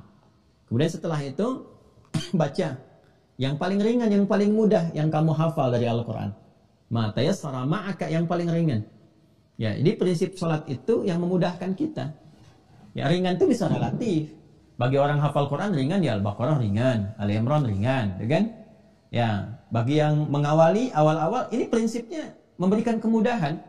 Ya, jangan sampai kalau ada orang misalnya mu'alaf masuk Islam langsung sholat. Oh, kalau kamu mau dapat faidah yang banyak istimewa, apalin Al-Baqarah. Enggak. Kan bismillah dulu, Al-Fatihah cukupkan dulu, ayat-ayat pendek dulu. Anak-anak juga begitu fikihnya. Ya, jika anak-anak juga yang paling ringan dulu supaya dia senang dengan sholat itu, nyaman, merasakan kenikmatan. Yang paling penting melatih konektivitas dulu. Yang penting nyambung dulu. Terus kalau sudah merasakan kenikmatan, nambah sendiri kok. Bapak Ibu juga begitu kan? Ya, kalau sudah tersambung, sudah merasa enak, pengen berlama-lama dalam sholat. Sujudnya pengen lama, berdirinya pengen lama. Silahkan cek, kalau nggak percaya silahkan. Semakin iman meningkat, semakin kuat sinyalnya, semakin pengen lama terhubung. Ya, Anda aja kalau ngaji begini, ya kan nggak terasa udah 2 jam, 3 jam. Ya, bahkan kalau saya baru 1 jam mau saya akhiri aja, kok sebentar ya, udah 1 jam saya bicara. Ini udah hampir 2 jam nih. Jadi kita tuh kalau sudah nyaman, apapun yang dikerjakan, itu enak aja. Ya, ini ya. Kemudian baca yang paling ringan. Faqra'u ma tayassara ma'aka minal Qur'an. Nanti dikonfirmasi di Al-Muzammil itu ayat 20. Faqra'u ma tayassara minal Qur'an. Kemudian, karena yang diajarin itu Khalad. Ingat, yang diajarin Khalad bin Rafi Az-Zuraiki, yang baru pertama tuh. Ya, boleh jadi ini orang-orang baru masuk Islam kan, baru belajar di awal-awal. Ini bukan selevelnya yang Abu Bakar, yang Umar bin Khattab, Ubay bin Ka'ab, Mu'adz bin Jabal, tidak. Kalau yang itu Mu'adz aja udah beda sendiri. Ya, Mu'adz, Ubay itu isya'nya sudah Al-Baqarah sendiri. Ya, masih ingat gak kisah viral tentang itu? Nanti di akhir, jangan sekarang ya, supaya nggak lompat-lompat dulu. Kemudian tumarka, ya, setelah kamu berdiri baca surat, yang paling mudah untukmu ruku'. Ini umum dulu ya. Hatta tatma'inna raki'ah, ya, sampai kamu merasa nyaman dalam ruku'. Tuma'ninah. Tadi kan ya, masih ingat gak? Yang saya sampaikan di awal tentang manfaat sholat kemarin, masih ingat? Ya, bukankah di antara manfaat sholat itu menghadirkan ketenangan dalam jiwa? Ya kan? Ketenangan, ala bidzikrillahi tatma'innul qulub. Ya, dan sholat disebut zikir. Wa aqimis sholata lidzikri. Dan manfaat sholat menghadirkan ketenangan. Nah, ini sudah manfaat pertama diberikan, disyaratkan oleh Nabi. Ya, tsumma raka', kemudian kamu ruku, hatta tatma'inna raki'an, sampai kamu merasa tuma'ninah dalam ruku. Tatma'inna, tuma'ninah itu bahasa Indonesia tenang. Ya, itma'anna yatma'innu, itmi'nanan sifatnya tuma'ninah. Hatta tatma'inna, sampai kamu merasa tenang dalam ruku. Yang tenang itu apanya? Ya, yang tenang itu kan jiwanya. Kalau jiwanya sudah tenang, bawaan ke sikap ke apa-apanya itu nyaman. Ya, kelihatan nyaman, enak. Tapi kan kalau tenang itu kan bukan di tangan. Tangan itu diam. Ya kan? Kalau tenang itu kan di hati. Ya. Kalau suara diam, diam, jangan ribut, diam, jangan bergerak. Itu diam. Kalau sudah tenang, tenang itu keadaan hati, tenang, tenang, tenang. Dari hati dipancarkan ke sikap, jadi diam. Ya, hatta tatma'inna raki'an, sampai kamu merasa tenang. Artinya apa? Jadi kalau orang sholatnya benar dari berdiri saja, itu kedampak ke hati sudah enak dan nyaman. Cirinya apa? Ketika dia ruku, tuma'ninah dalam ruku. Tuma'ninah itu apa? Salah satu maknanya ada ketenangan pada jiwanya. Begitu tenang, rukunya nyaman, beredar darah dengan sempurna, lurus, saraf-saraf yang kejepit, yang bagian punggung, yang macam-macam tuh. Kalau benar rukunya, nanti kalau udah masuk ruku kita tunjukkan. Ya, sampai detil. Sampai air kalau dituangkan dalam satu bejana gelas disimpan di atas punggung orang ruku nggak akan tumpah. Ntar kita praktekkan. Siap-siap admin, kameramen. Ntar saya suruh ruku, saya simpan gelas di atasnya tuh. Ya, goyang nggak gitu. Kita cek sampai akhir kajian. Oh, dicek rukunya Nabi. Ruku Nabi itu kan rukunya sama dengan berdirinya. Jadi kebayang kalau berdirinya baca 5 juz itu, ya ukuran 5 juz ruku. Ya, nah itulah kalau orang sudah nikmat tuh udah nggak bisa diukur dengan yang biasa. Jelas ya? Nah, jadi itu manfaat tuh terkorelasikan. Jadi saat bersamaan terasa. Ya, bahkan dahsyatnya kalau orang benar sholat itu kadang-kadang baru ngadap kiblat, baru takbir udah nangis. Nggak bisa nangis. Ya, ada yang nangis, ada yang sudah merasakan kenikmatan, ada yang sudah nggak diganggu sama sekali. Ya, Anda kalau saya tunjukkan kitab-kitab sirah ya, termasuk yang ditulis oleh ulama kita tapi pakai bahasa Arab, itu Masya Allah. Ada yang sedang sholat itu, sebelum sholat ada yang kena duri. Ya, apa tuh bahasa Perancisnya Mas? Kacugak ya? Kacugak tuh. Ya, kacugak, perapatan Ciamis. Ya, kacugak tuh kena apa ya? Beling kecil itu. Ya, kena kaki misalnya. Ya. Itu sahabat Ali bin Abi Thalib ya, ketika terkena itu duri di kakinya itu, mau dicabut susah, memerah wajahnya, pertanda kelihatan gitu sakit karena dalam itu. Sahabat yang satu bilang, tenang, saya tahu kapan waktunya dicabut, biarin aja katanya. Begitu sedang sholat, dicabutlah duri itu. Ada sahabat yang ngambil itu, diam, nggak ada ekspresi, nggak ada apa, diam aja. Kisahnya banyak lah, kisah-kisah tentang dahsyat seperti itu tuh. Ya. Wah, ini luar biasa lah, luar biasa ya. Dan ini hal-hal yang mungkin kalau kita bisa belajar, ya mudah-mudahan mendekati ya sifat-sifat kenikmatan sholat, kenikmatannya. Nah ini tatma'inna dalam ruku. Thummarfa, kemudian bangkit dari ruku hatta ta'tadila qa'iman, ya hatta ta'dila qa'iman, sampai dia tegak sempurna. Makanya disebut i'tidal. Ya, dari bahasa hadis Nabi. Jadi istilah-istilah ini bukan dimunculkan ulama sendiri, tidak. Ya, sampai tegak sempurna, lurus. Nanti ada detailnya lagi di At-Tirmidzi, nanti ada hadisnya detail.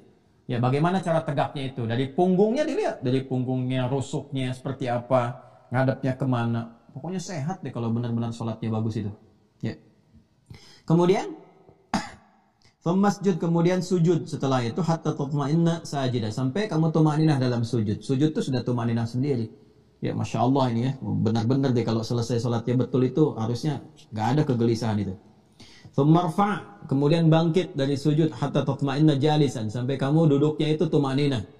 Ya, waf'al dzalika fi salatika kulliha. Nah, kalau sudah paham begitu, dari berdiri, ruku', i'tidal, sujud, duduk, kerjain deh sesuai dengan jumlah rakaatnya di semua salat yang kamu kerjakan. Kata Nabi begitu. Nah, ini bahasa umum di Al-Bukhari. Ya, di Muslim senafas dengan ini. Jadi di hadis Muslim hadis 397 itu sama persis dengan ini.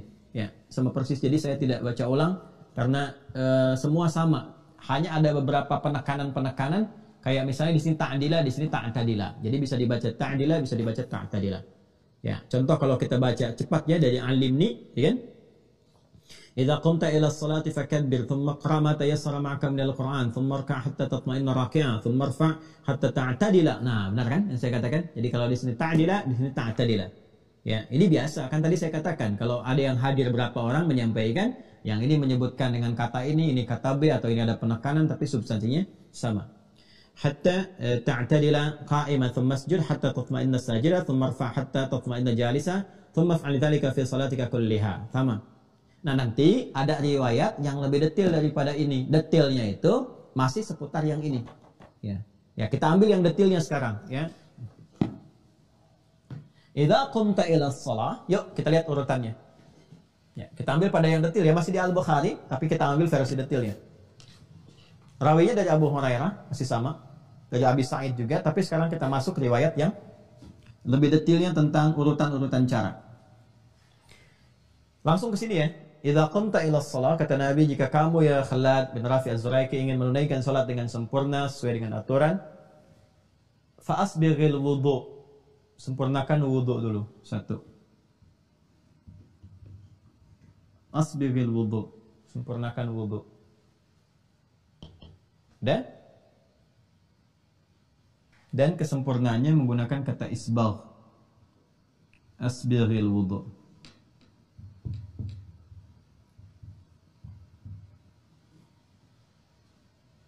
Thumma istaqbilil qiblah, menghadap kiblat.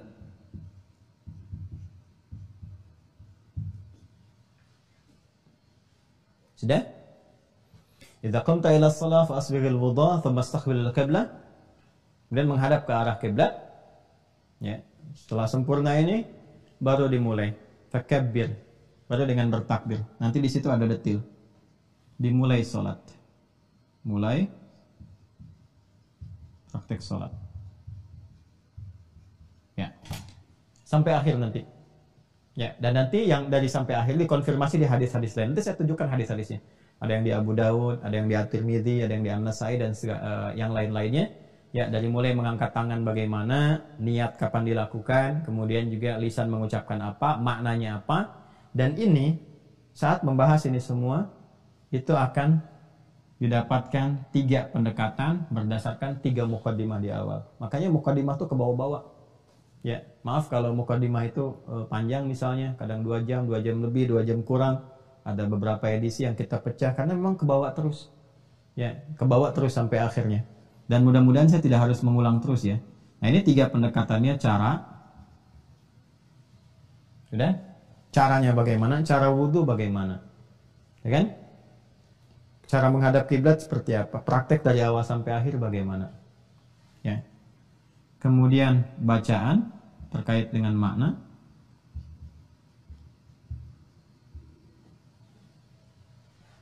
Apa yang dibaca? Saat wudhu ada bacaan nggak? Dimulai sampai akhirnya. Ya kan? Kenapa bacanya itu? Maknanya apa? Yang terakhir adalah hikmah. Esensinya. Hikmahnya apa? Ya, hadap kiblat itu hikmahnya apa? Tangan diangkat begini apa hikmahnya? Maknanya apa? Ada artinya nggak sembarangan. Ya, jadi bukan gerakan hampa, bukan bacaan tanpa makna, karena nggak ada dalam syariat Islam yang nggak ada maknanya. Semua ada. Ya, dan ini ada referensinya, ya, baik dalam nanti Al-Quran, hadis, ataupun nanti petunjuk-petunjuk disampaikan oleh para ulama, termasuk kitab-kitab yang sebagian saya tunjukkan kemarin. Nah ini, nanti urutannya seperti ini, dari hadis yang kita kaji, turunan hadisnya, kemudian kita mendapatkan urutan ini. Praktek sholat yang sempurna akan dimulai dengan wudhu, nanti dikonfirmasi oleh Al-Quran juga. Kemudian setelah selesai wudhu, menghadap kiblat. Ya, setelah itu baru kemudian dimulai sholat sampai berakhir. Ya, ini pun nanti dibagi 3 lagi. Saat akan mulai sholat, pra sholat, sedang sholat dimulai, dan pasca sholat. Tuh. Ini. Ya, jadi ini kita bisa turunkan. Ini saya pernah bahas dengan durasi yang sama, kurang lebih 2 jam, 1 tahun. Ini. Selesai ini. Yang bagian ketiga itu. Ya, cuman pertemuan sebulan sekali. Ini kan pertemuan hampir tiap hari. Kayaknya bisa dipadatkan gitu kan. Insya Allah. Nah, jadi ini yang kita akan uraikan. Kita akan bahas yang ini. Ya. Tidak sekarang, nanti pertemuan berikutnya ya. Karena ini panjang nih. Kita butuh turunkan lagi. Kan kita harus bahas sesuai skema awal. Ya, makanya mohon izin sabar ya ngaji dengan saya itu. Saya nggak akan mungkin tiba-tiba langsung ngajarin ini wudhu. Maaf, bukan mengajarkan, tapi men-share kembali apa yang saya terima ya. Jadi nggak mungkin tiba-tiba kita share kembali begini wudhu dan sebagainya ya, tanpa membahas apa itu wudhu, asal katanya apa, turunannya mana, hadisnya apa, ayatnya apa. Kalau sudah mengerti dasarnya, ya, sudah mengerti paham, baru kita bahas caranya seperti apa dan seterusnya. Nah ini yang dimaksudkan. Nah jadi kurang lebih seperti itu bahasan kita teman-teman sekalian di pertemuan kali ini. Alhamdulillah, semoga berkah. Kalau ada hal-hal yang kurang tepat dalam disampaikan, mohon dimaafkan. Kalau ada yang tidak tepat informasi yang diuraikan, mohon diberi catatan supaya saya bisa luruskan, dikoreksi, dan kita mudah-mudahan dibimbing oleh Allah untuk memperbaiki diri kita semuanya. Saya sudah sampaikan dasar-dasarnya, termasuk nanti juga hal-hal terkait dengan referensi kita, madhabnya juga saya nanti turunkan dan seterusnya. Dan semua itu untuk memberikan keluasan wawasan. Ya, kalau sudah luas kita dalam ngajinya, enak kita prakteknya, dan juga enak berinteraksi dengan siapapun ya. Dan kalau ada teman-teman kita juga mempraktekkan, nanti misalnya ada pilihan-pilihan yang diambil, alhamdulillah kita pun mengerti apa yang dipilih ya. Dengan itu maka terjalin harmoni, kebaikan, ukhuwah, dan juga puncaknya adalah perbaikan untuk pribadi kita masing-masing. Saya kira itu saya akan update terkait dengan keterhubungan ini yang zonasi. Alhamdulillah ini sudah lebih daripada 5.200 lebih, tapi kuota tinggal sekitar 500-an saya lihat tuh, 550 sekian. Ya mungkin di akhir bulan ini kayaknya udah terpenuhi ya, atau mungkin awal bulan depan, wallahu a'lam. Kalau sudah, kita akan berhenti dulu di jumlah siswa yang sudah terhubung. Nah, nanti supaya memudahkan nanti untuk bisa menginformasikan yang terhubung, silahkan diaktifkan akunnya supaya masuk ke zonasi, dan kita akan mulai insyaallah. Kalau tidak esok, hari Sabtu, hari Ahad ya, nanti akan diumumkan oleh admin mana yang pertama kali masuk. Saya akan juga mungkin menyampaikan bahwa Sabtu Ahad khusus untuk pengayaan pendalaman ya. Jadi nanti kita bisa berdialog, kita bagi. Ini ada 7 zonasi yang sudah ada. 7 ini kalau kita bagi 2 hari ya masing-masing 1 jam, tapi menyesuaikan waktu. Kayaknya nanti insya Allah akan lebih spesifik. Atau dibagi kepada 8 bagian, kalau sebulan kan dapat 4 ya, atau dapat kita jadikan 7, satunya biar agak sedikit rehat sejenak gitu ya. Kita rehat sejenak. Jadi kita bisa sesuaikan kondisi-kondisinya. Ini satu, jadi tolong diaktifkan akunnya. Kemudian bagi yang mau bergabung, dicek deskripsi atau lihat petunjuk Ustaz Fadil menyampaikan, nanti tinggal disesuaikan. Itu satu. Yang kedua, alhamdulillah kemarin berjalan dengan lancar. Kita rapat dengan arsitek ya, dengan juga unsur-unsur lain untuk pembangunan pesantren. Mohon doa teman-teman, awal bulan depan sudah kita akan memulai. Dan saya juga nanti akan mengajak ya secara terbuka juga pada teman-teman, kalau kita ingin berinvestasi jariah ya, sama-sama membangun ya pesantren yang kita siapkan untuk mencetak kader ulama, dan nanti santri-santri Mira juga insya Allah bisa belajar di dalamnya. Nah, kita akan update nanti untuk teman-teman semuanya ya. Biayanya cukup lumayan, sangat besar sekali yang dibutuhkan. Saya mungkin nggak sampaikan dulu sampai real dari hitungan dari arsiteknya ada, sehingga kita nanti bisa buka apa yang saya bisa penuhi ya. Alhamdulillah nanti yang lain-lainnya teman-teman juga bisa saling bergabung di situ. Mari sudah kita sampaikan, kalau ada yang pembuka di Santri Mira ingin cepat sama-sama silahkan kita sampaikan kemana rekeningnya. Ini khusus untuk pesantren aja, nggak ada yang lain-lain, semuanya ke situ, terhubung di situ yang di BSI. Nomor rekening 111 3 kali 1 4 4 4 4 4 kali 4-nya, kemudian 142 111 44 44 142 atas nama Ma'had Islam Rafi'ah Akhyar. Itu namanya nama pesantren. Semua nyokatnya dengan semua pesantren, tidak ada yang pribadi dan sebagainya, termasuk nomor rekening, nama untuk sertifikat tanah, gedung, semuanya. Dan harapannya kalau sudah selesai ya kita niatkan ibadah, mudah-mudahan diterima oleh Allah Subhanahu wa taala. Demikian, kita berjumpa kembali di kesempatan yang akan datang. Esok dan Ahad kemungkinan akan ada jalur zonasi, kita akan infokan, dan tetap terhubung dalam kebaikan. Terima kasih atas perhatian di hari ini. Mengingatkan yang terakhir di hari Jumat, cari fadilahnya, jangan lupa doa yang pernah diajarkan oleh guru-guru kami dan kami salurkan, teruskan kepada Anda semuanya, dan sunnah-sunnah bisa dikerjakan sampai saat ini. Perbanyak sholawat pada Nabi Sallallahu Alaihi Wasallam. Jangan lupa surat Al-Kahf ya, pelajari, jangan hanya dibaca. Surat Yasin pelajari, jangan hanya dibaca. Potong kuku, mandi dengan baik. Yang ikhwan Jumat, yang perempuan siapkan doa yang terbaik, dan semoga hari ini berkah untuk semuanya. Allahumma taqabbal minna innaka antas samiul alim wa tub alaina innaka antat tawwabur rahim.